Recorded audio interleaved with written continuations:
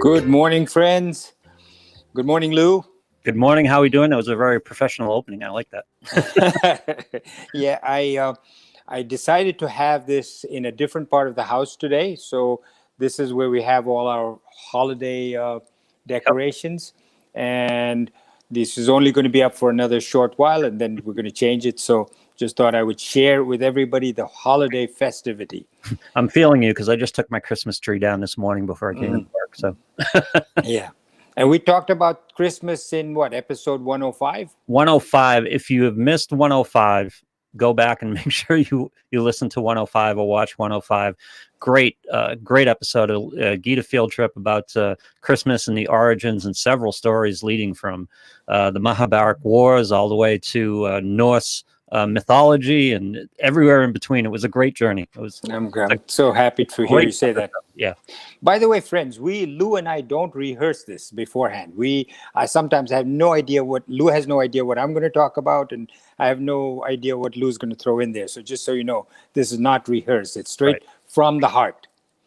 So today we're going to be talking about on episode 108, chapter 12. We did verse 1 and 2 last time, and we're going to do 3 and 4 this time.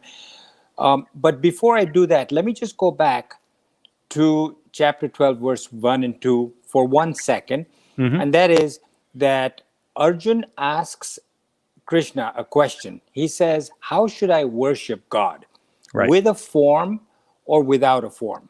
And you cannot see it here, but I have a big statue of Ganesh here.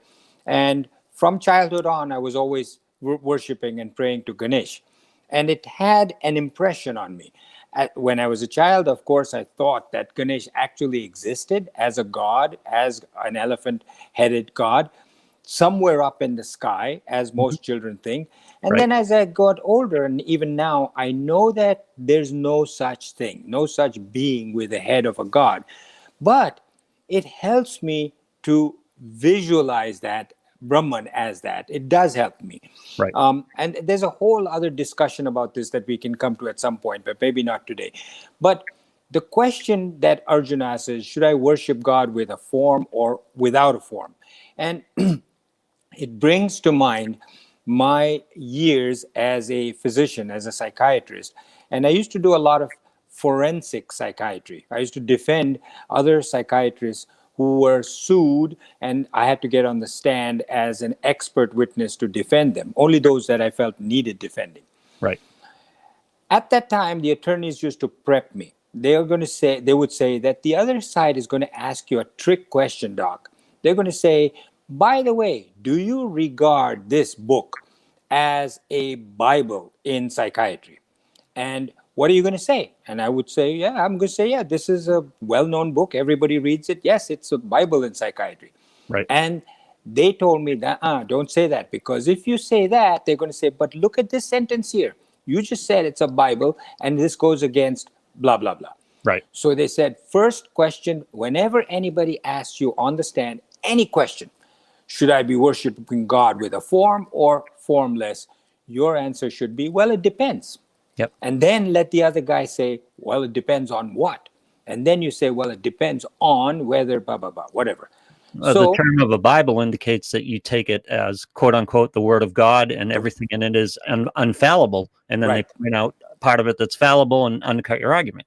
Yeah. That's correct. Yeah. So here, when Arjun asks, should I worship with a form or formless?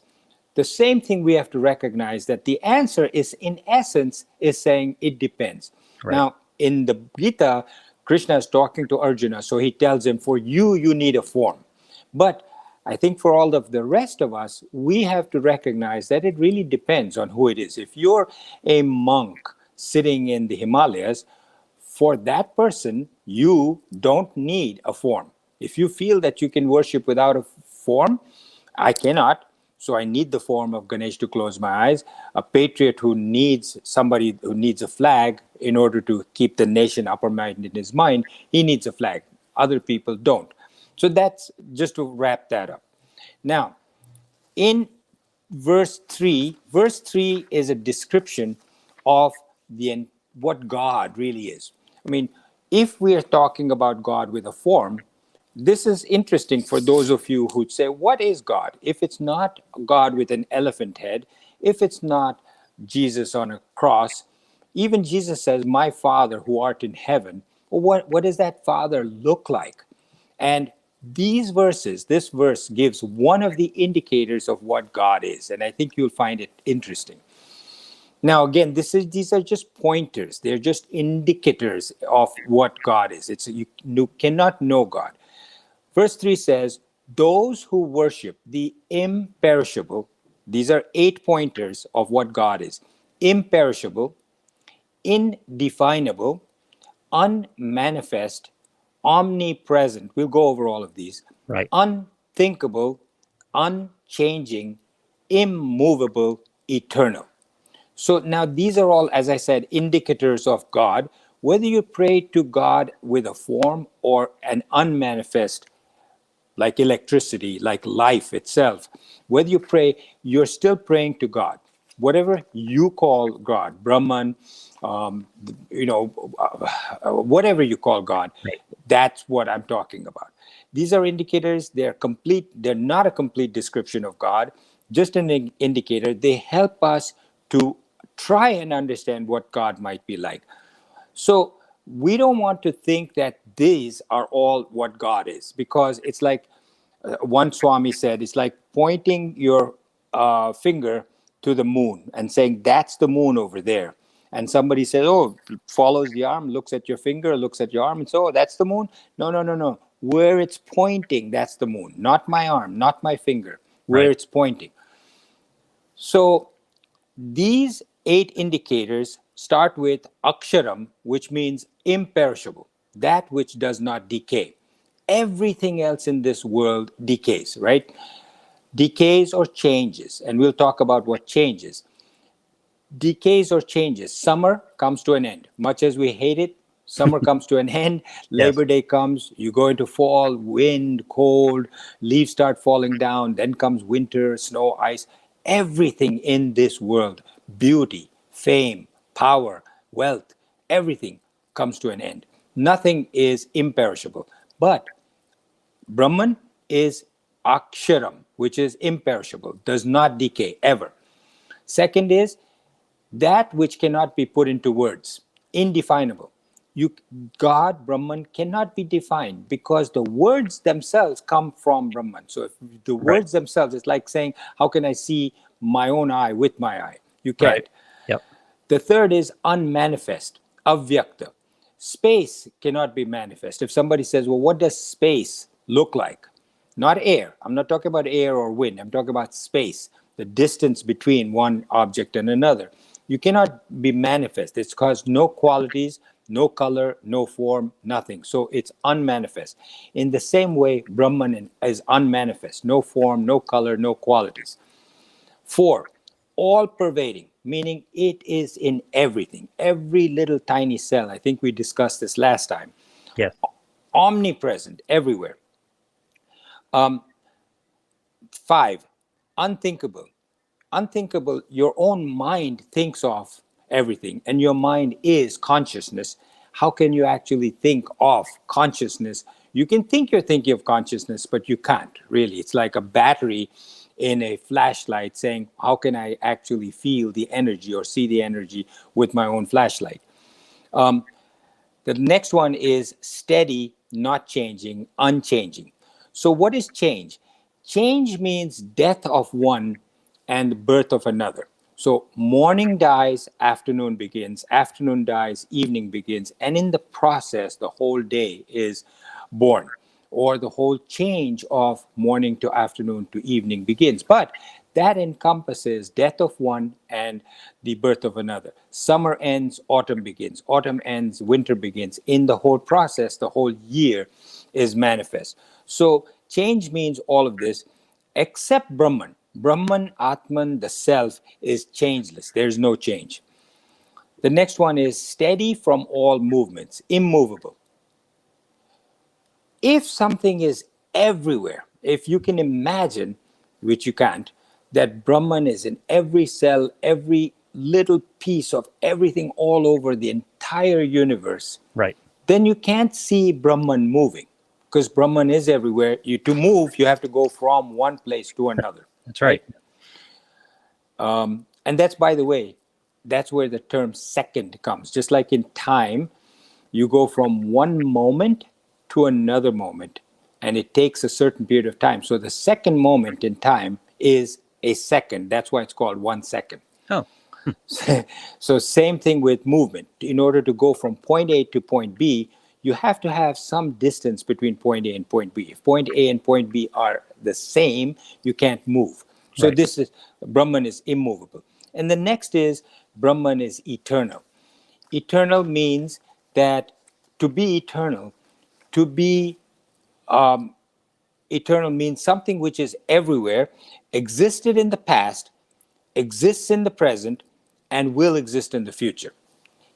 If anything else is not existing in the past or in the present or in the future, then it's not eternal. It's not real.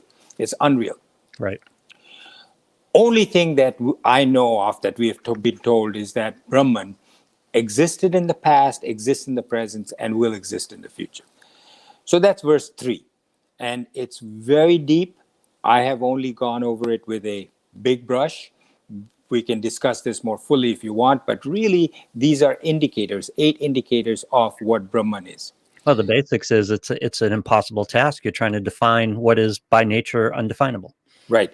Yeah. And what the scriptures say is you cannot, with all of your perceptions, 5 senses, with your mind, with your intellect, ever comprehend, feel, emotions, or perceive Brahman. You can only become the Brahman when you become self-realized.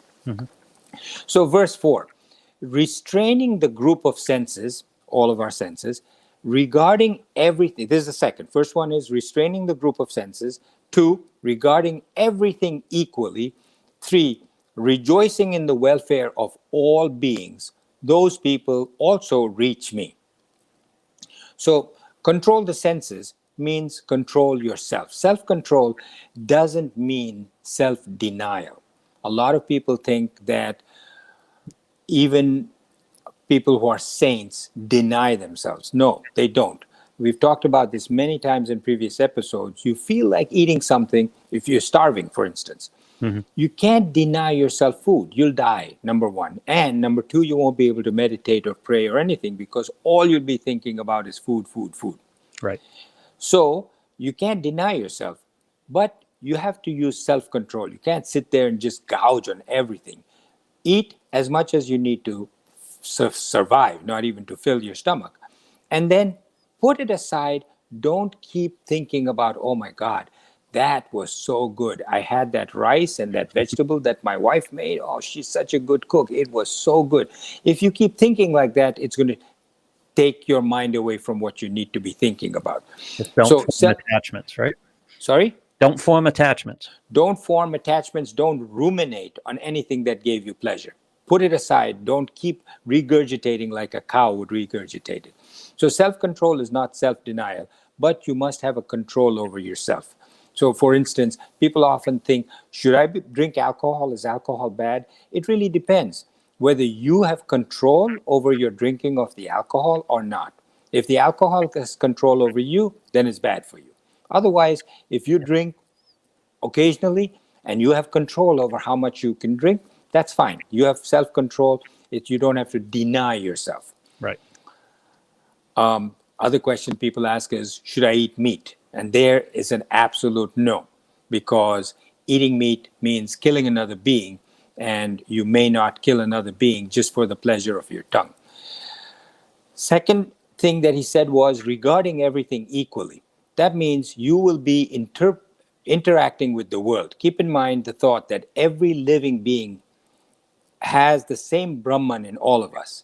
So to the extent that you're extroverted, right, you're thinking about the world instead of looking at yourself, you are thinking for your own pleasure.